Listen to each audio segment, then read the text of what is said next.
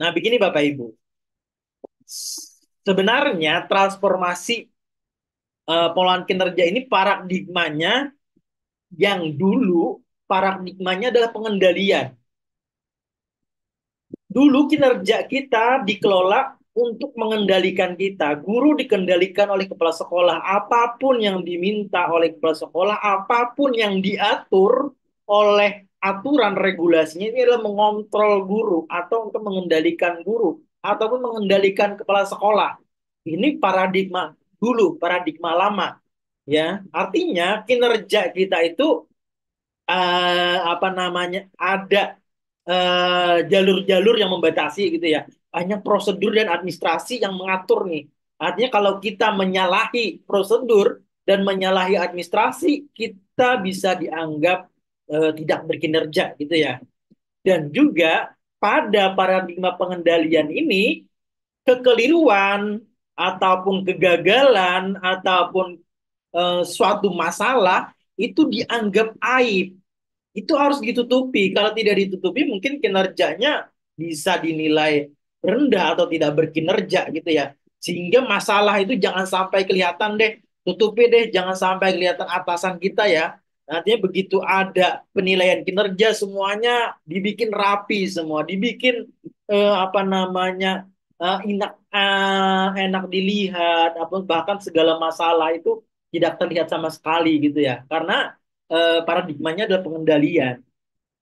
Kemudian ada berupaya transformasi juga paradigmanya ke dalam pencapaian bahwa kinerja kita ini ada target yang harus kita capai gitu ya. Dalam SKP itu ada suatu target yang dipasang yang mana harapannya kinerja kita ini diharapkan mencapai target yang ditentukan oleh pimpinan kita, yang ditentukan oleh atasan kita. Sehingga apa namanya kita kinerja kita nih kejar tayang, bahkan ketika penilaian kinerja kita tuh bahkan sampai harus lembur gitu ya segala macam, berupaya agar segala target ini semuanya terpenuhi. Kalau tidak terpenuhi, itu akan mungkin berbahaya kepada karir kita, berbahaya kepada perhitungan kredit kita. Dan di sini juga kekeliruan, kegagalan atau masalah itu dianggap sesuatu yang tidak mencapai target atau sesuatu yang harus ditutupi gitu ya. Dan ini juga berupaya agar kinerja ini terlihat sempurna oleh atasan kita. Nah, kemudian dengan transformasi ini paradigmanya juga berupaya kita rubah gitu ya, dirubah. Paradigmanya bukan pengendalian dan pencapaian lagi, tapi adalah pembelajaran. Kita berupaya agar kinerja kita ini dikelola dengan paradigma pembelajaran. Artinya dalam belajar kita tidak harus eh, sempurna gitu ya. Kalau dalam belajar itu salah itu biasa. Namanya juga belajar. Kalau nama belajar langsung benar tuh bukan belajar namanya. Nah, yang tentunya segala masalah itu, segala sesuatu kegagalan itu tidak perlu ditutup-tutupi, bahkan harus dimunculkan sebagai bahan pembelajaran kita untuk berkinerja. Semakin muncul masalah, kemudian masalah itu berupaya untuk diatasi dan berprogres dan menemukan solusi, maka kinerja kita akan semakin meningkat, akan berprogres. Itu kalau paradigma kita adalah pembelajaran. Nah, tentunya dalam paradigma pembelajaran ini kita bisa leluasa gitu. Tidak ada target yang harus kita kejar gitu ya. Namanya pembelajaran, kita bisa kita capai sampai kapanpun.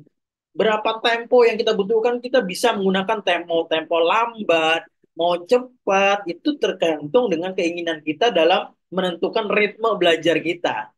Nah, tentunya dengan paradigma pembelajaran ini, inilah yang berupaya kita akan kelola dengan pengelolaan kinerja melalui platform Merdeka Mengajar ini. Oke.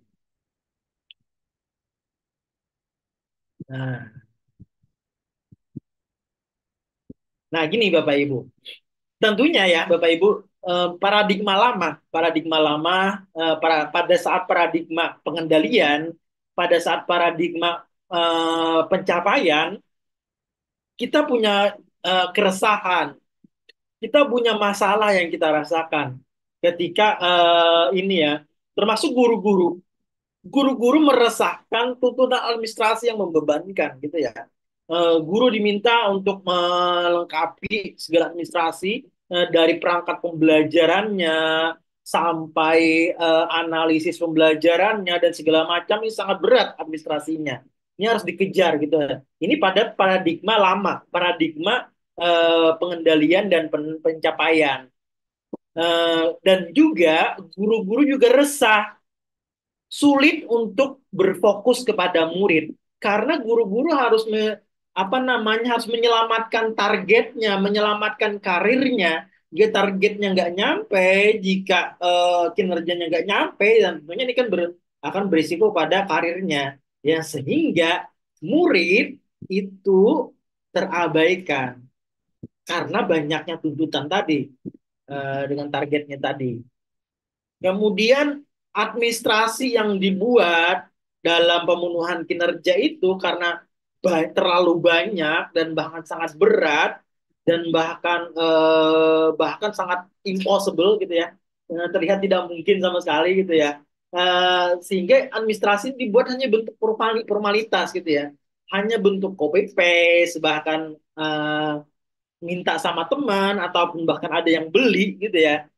Ini administrasi ini dibuat hanya sebenarnya sebagai bentuk formalitas karena paradigmanya tadi adalah paradigma pencapaian target gitu ya dan tidak berdampak pada pembelajaran gitu ya. Karena murid ini tidak terperhatikan, tidak menjadi orientasi.